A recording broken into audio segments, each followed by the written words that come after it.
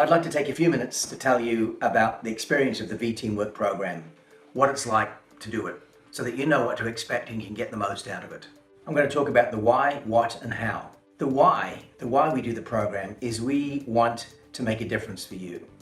We want you to acquire some new behaviors, new mindsets, boost your emotional intelligence, and improve your communication skills. But the why behind all that is we want to see you able to produce even better results than you're already producing in the workplace where it counts. We're not interested in giving you a piece of paper to say that you've done something or a box to tick. The result we want and the why that we do this work is for you to notice the difference at work, in your workplace, where it counts. So the how is we want to produce competency in teaming behaviors and leadership behaviors. Now these are socio-emotional skills, which means they have to be learned in social situations and they have to involve your moods and emotions and care. That not like cognitive learning that you've learned in school, it's more like an emotional learning in a social situation. To develop socio-emotional skills requires three things. It requires motivation, it requires a great deal of feedback, and a lot of recurrent practice. The motivational part comes because we do this work inside a massive multiplayer online role-play game, and the action takes place with a team of 3 or 4 peers, so there's 4 or 5 of you working together week after week to accomplish projects. Because it's a game, it's safe to make mistakes, and that's one of the most important types of learning that we produce. You can learn from failure in this. It's not that you don't care, the game is really engaging. You'll find that you want to win, and failure doesn't feel very good, but it's done in a way that you can learn from that. Inside the game environment, you'll be fully engaged and you'll have something at stake. And our coaches work to make it psychologically safe to speak up, safe to learn from failure, and that's the practice we give you week after week. We do this week after week in a rhythm of conversation that gives you the practice that you need to get an embodied competency. And the other part, of course, is lots of feedback, and we build that into the process. Now, there's a few things we do to amplify that learning. One of those things is what we call flipped learning. In school and college and most of the other educational settings, you do the work in the classroom to learn about the material, and then you go home and practice by yourself. In the program, we flip that around. Before the session, you do the reading and the learning by yourself, and then you come together with your team to do the practice that really counts. Another part of the learning is what we call coactive vicarious learning. And that really means learning by watching other people learn. Each week in the session, you'll be with a team of peers, all taking turns at leading the group, and you'll be able to watch and learn from each other.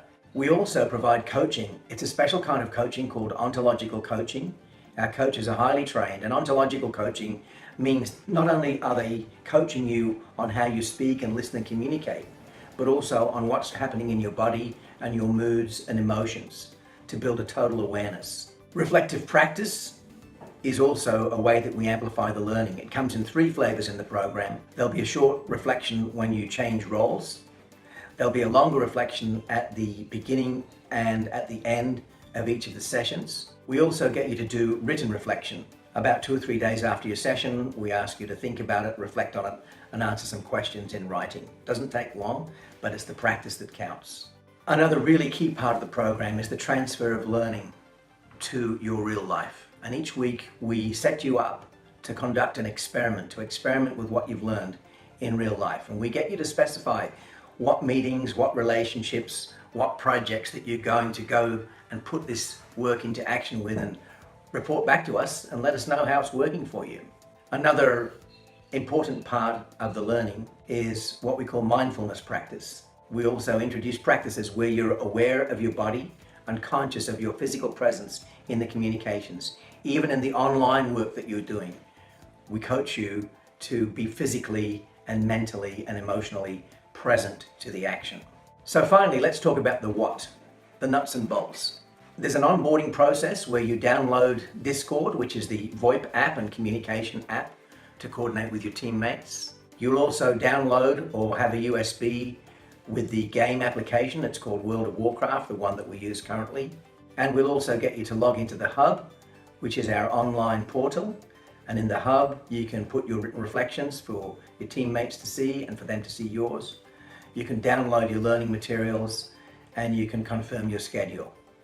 So there's the Hub, There's the Discord application for coordination and communication, and there's the World of Warcraft game application that you'll be working in.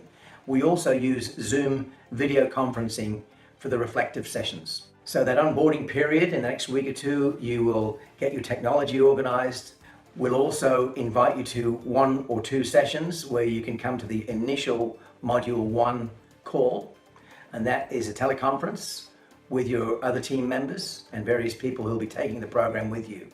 Before that, we'll ask you to do a little bit of reading and reflection so that you will arrive at that call ready to participate, ask questions, and become part of the team, part of the learning group. During the onboarding period, you've signed into the hub, you've downloaded your technology, made sure it's working, attended your Module 1 call to meet your team members and to get set up for the practice of the next few weeks. And then you'll begin the scheduling activity. And even the scheduling, we ask you to observe and learn about yourself and about your teammates so that it too is a learning activity. Finally, the weekly rhythm. So the rhythm each week will be about an hour, maybe an hour and a half of preparation at the maximum. And that will involve some reading about the kind of learning you're going to be doing this week, plus some reading about the in-game assignment. So you're ready to do the assignment with your teammates. So that about an hour, maybe an hour and a quarter of reading preparation. Then there's your scheduled in-game session.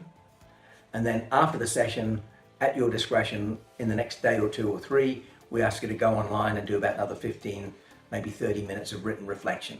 And of course, there's your experiment at work. And that is the rhythm each week. Preparation for an hour to an hour and a half. And you can break that hour and a half up any way you like. It's at your convenience. The online in-game assignment session with your teammates and the coaches, and then the written reflection. That's the cycle of learning that you'll follow through each week. Thanks for listening. We look forward to working with you.